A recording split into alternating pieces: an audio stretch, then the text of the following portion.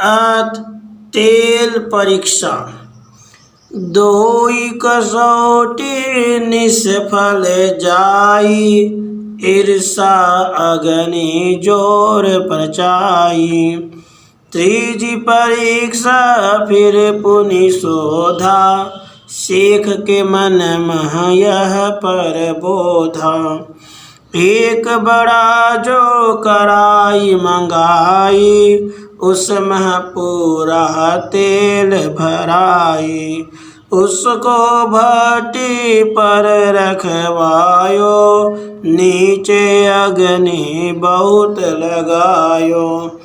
तेल जराय अग्नि समकीना, स्वार्थ बोधि शेख पर बीन्हा। शेख तकी की दोनों युक्तियों निष्फल हो जाने से उनके मन में द्वेष अग्नि दावा नल के समान प्रतिदिन ईर्षा रूप से बढ़ती ही गई। अतः शेख तकी ने तीसरी युक्ति रची। एक बड़े कड़ाहे में तेल भरकर उसको भट्टी पर रख दिया और उसके नीचे अग्नि जला दिया। जब तेल अत्यंत गर्म हो जाने से उबलने लगा, तब स्वार्थ में प्रतिदिन सोचने वाले शेख तकी ने कहने लगे, साहब के पाही आप तेल मह बैठो जाही। सतगुरु शोक जरा नहीं आही, आनंद महत बैठे जाही। शेख कहन सबन सो लागे, ठंडा तेल जो यह है आगे।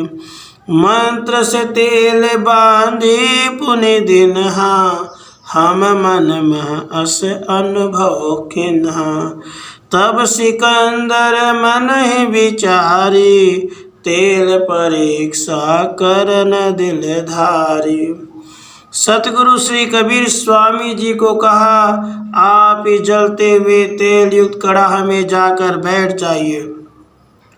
तब सतगुरु श्री कबीर साहब जी उबलते हुए तेल से भरे हुए उस कड़ाह में जाकर शोकहीन आनंद मन से बैठ गए।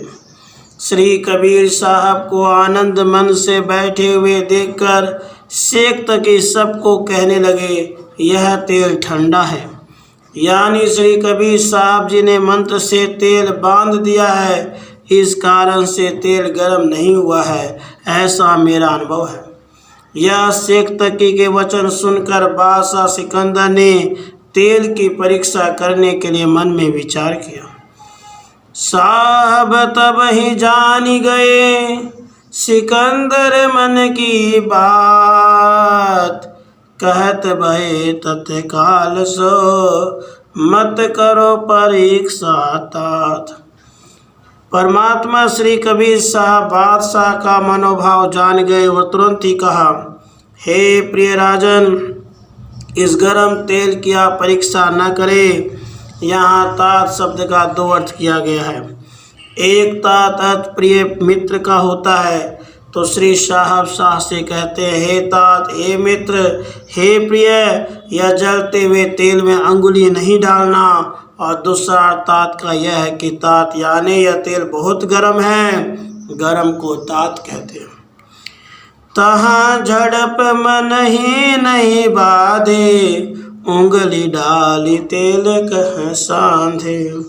तब तो जोर जोर चिल्लायो, हाय खुदा तुम्हें मरी गायो। लोही माँ से चाम पुनि सोई, अंगुली से सब बाहर होई। पड़े बेहोश होश नहीं तन के, सब कोई देख बहुत पुनि तम के। तहाँ तो बादशाह अपने मन को काबू में नहीं रख सके और जल्दी से कड़ाह में उबलते हुए गर्म तेल में अपनी अंगुली डाल दिए। अंगुली तेल में पड़ते ही बादशाह तुरंत जोर से आक्रंद करते हुए भयंकर चिल्ला उठे, हे खुदा मैं मर गया, ऐसा बोलने लगे। तहाँ तो अंगुली पर से चर्म, रक्त और मांस आदि सब बाहर निकल कर पड़ने लगे। बादशाह बेहोश होकर भूमि पर गिर पड़े। बादशाह के स्नेही सब लोग यह दृश्य देखकर बहुत दुखी हुए और रोष में शेख के प्रति बोलने लगे। आदि गुरु यह हालत जोई, निकल कर से बाहर होई। निज कर साह के करे पर राखा, पीड़ा सब ही गई सो आखा। प्रथम के मापक अंगुली होई, दुख अरुदाग जरा नहीं सोई। साहब शरीर आँच नहीं लागा, गरम तेल पुनि कुछ नहीं दागा। यह दृश्य देखी शेख शरमाने, अंदर कपट बाहर नहीं आने। शेख कहन यवनों से लागे, बड़ जादूगर यह कोई जागे। तब आदि गुरु परमात्मा श्री कबीर साहब जी बादशाह की मूर्छित अवस्था देखकर शीघ्र ही कड़ा से बाहर आकर अपने पवित्र और शक्तिमय कर कमलों से बादशाह की अंगुली को स्पर्श किए। साहब के पवित्र कर कमलों के स्पर्श मात्र से ही बादशाह की सकल प्रकार की पीड़ा दुख दूर हो गई। पूर्ववत अंगुली हो गई, अर्थात वह अंगुली पूर्ववत रक्त मांस चर्म आदि से परिपूर्ण हो गई। घाव का चिन्ह भी नहीं रहा। इधर परमात्मा श्री कबीर भगवान के शरीर में ताप घाव आदि किसी प्रकार का चिन्ह नहीं हुआ। गरम उबलता हुआ तेल उन्हीं को कुछ दुख नहीं दे सका। यह दृश्य काजी पीर शेख तकी आदि ने देखा तो वे सब अत्यंत लज्जित हो गए और भीतर का कपट बाहर प्रकट नहीं कर सके। अतः अपने पक्ष के काजी मुल्ला यवन लोगों से कहने लगे, यह कबीर साहब तो बड़े जादूगर लगते हैं। जादू मंत्र से बची गए साहब कबीर सोई, इनके लिए शोधन करो बड़ा साधन जो होए। शेख ने कहा, श्री कबीर साहब जादू मंत्र से बच गए हैं, उन्हीं को मार डालने के लिए दूसरा कुछ प्रबल उपाय युक्ति शोधना चाहिए। साहब मन कह किन विचारा, दिल्ली चलो भारत हित सारा। असनी चय किन जग स्वामी, वो ही प्रसंग सह दिल जामी। उसी समय के मध्य पर संगा, विनय कीन सह मन रंगा। साहब आप अल्लाह की जाति, इस महशंका जरा न आती। जो प्रभु दया करो अविनाशी, दिल्ली पधारो मैं अस जासी।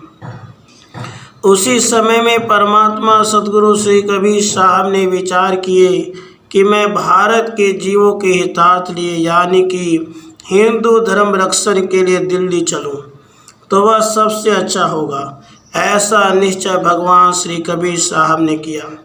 तो वह बात उसी समय सिकंदर बादशाह के मन में उपस्थित हुई और बादशाह ने तुरंत ही साहब को विनय से कहा, हे प्रभु, आप खुदा की जाति रूप हो, उसमें कुछ शंका नहीं है।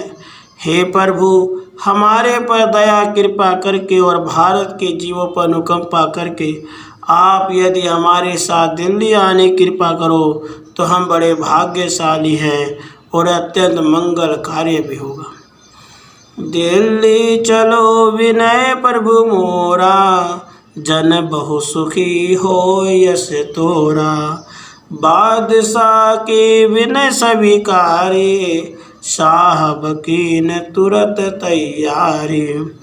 दिल्ली जान सब तैयारा, शेख आदि स्वार्थ के प्यारा।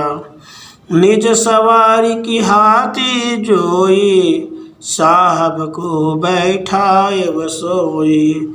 सतगुरु बैठे आनंद माही, पीछे सिकंदर चमन ढोराही। काशी धाम के सज्जन बासी, शाह प्रभाव देखी सुख आसे। बादशाह सिकंदर ने पुनः कहा, हे प्रभु, मेरी प्रार्थना है आप दिल्ली पधारने की कृपा करो तो अनंत जीवों को सुख शांति प्राप्त होगी। भगवान श्री कबीर स्वामी जी ने बादशाह की प्रार्थना स्वीकार कर ली और दिल्ली जाने के लिए तैयार हो गए। शेख तकी आदि के जो निज स्वार्थ में लपटे हुए हैं वे सब तैयार हो गए।